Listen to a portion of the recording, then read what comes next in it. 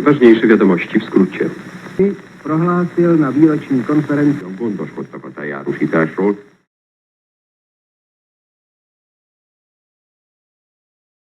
In the early 1950s, the United States government created Radio Free Europe and Radio Liberty, providing citizens behind the Iron Curtain an alternative to the state-sponsored news they were accustomed to.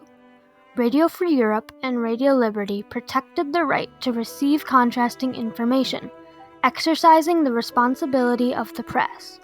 Today, Radio Free Europe and Radio Liberty continue to maintain the responsibility to protect the right to receive information in countries facing oppression. By early 1945, World War II was coming to an end and an Allied victory was clear. However, an entirely new conflict was emerging between the Soviet Union and the United States, the Cold War. In February of 1945, Franklin Roosevelt, Winston Churchill, and Joseph Stalin met in Yalta to discuss how Europe would be partitioned after the war. Churchill advocated for fair and democratic elections in Eastern Europe, whereas Stalin was partial to communist countries who were friendly towards the Soviet Union and could act as a buffer zone against future German aggression. At the Yalta Conference, it was decided that Germany would be split into 4 zones, governed by the USSR, the United States, France, and Britain. They also agreed that democratic elections would be held in liberated European countries. But this plan was thwarted when Stalin continued his idea of a buffer zone. Throughout 1945, communist governments were installed in Albania and Romania, and by 1948, Bulgaria, Poland, Hungary, and Czechoslovakia were added to the list of countries ruled by communist dictatorships. The distinction between Western and communist-influenced Europe created the metaphorical line now known as the Iron Curtain.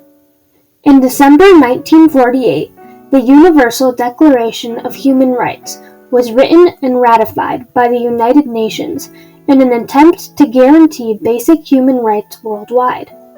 Article 19 of the Declaration stated, "Everyone has the right to freedom of opinion and expression. This right includes freedom to hold opinions without interference, and to seek, receive, and impart information and ideas through any media and regardless of frontiers." The USSR believed that signing would be a violation of their sovereignty, so the Soviet Union and their allies abstained from signing the document. The Cold War was a time of high tension between the world's 2 biggest superpowers, who were both vying for global influence. Nuclear weapons were arguably the biggest concern during the Cold War, but propaganda was used as a tool to sway public opinion, making it equally as dangerous. The United States and the USSR used propaganda to their advantage, but focused on different concepts.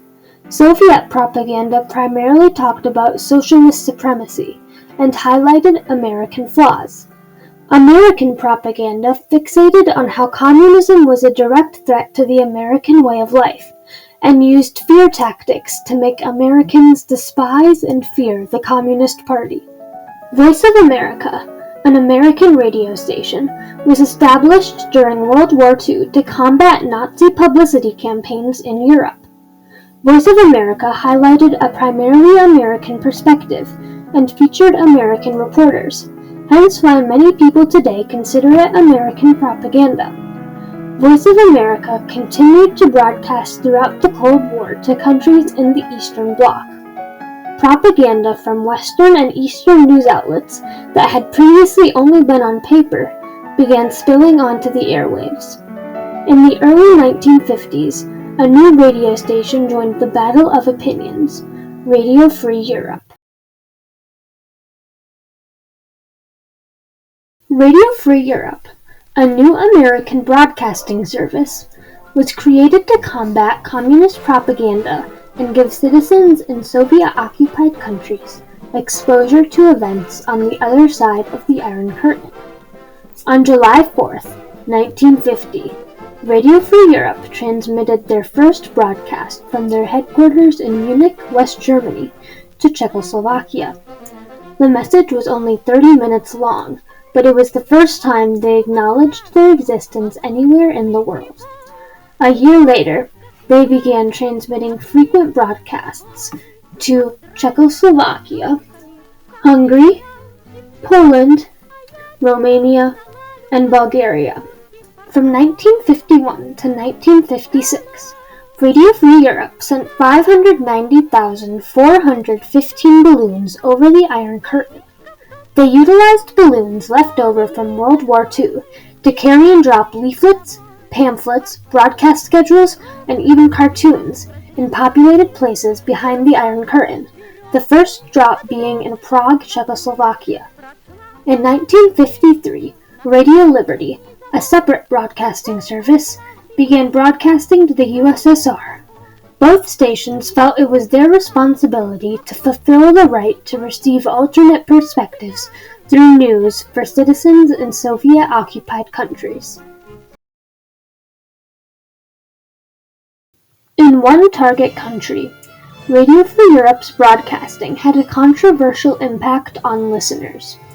In February 1956, Soviet leader Nikita Khrushchev made his infamous secret speech, which admitted to his parliament the atrocious crimes that Stalin committed against his opposers.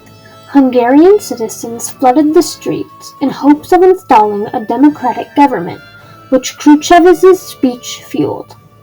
Radio Free Europe has been accused of suggesting American troops were coming in support of the Hungarian citizens through their broadcast. During the rioting, Communist Party officials elected Emir Nagy as the new leader. However, after requesting Soviet troops be removed, he advanced rebel demands.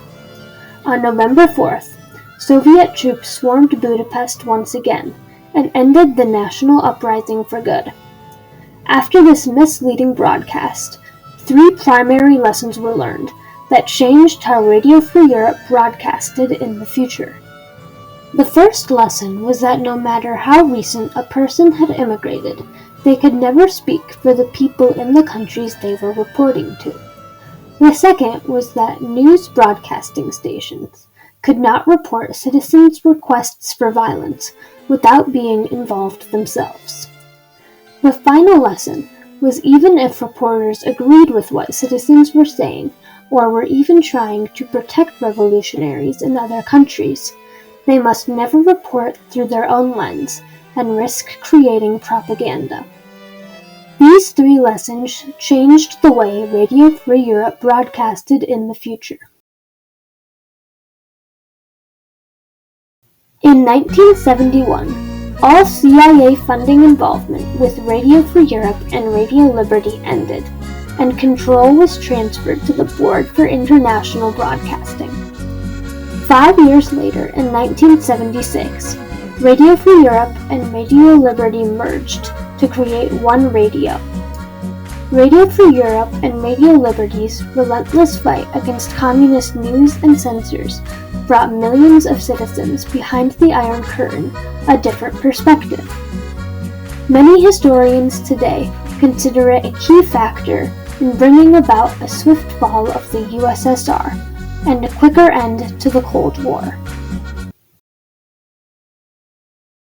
Today, Radio Free Europe and Radio Liberty are still broadcasting to countries facing political oppression, reaching 42 million people weekly in 23 countries in over 26 different languages.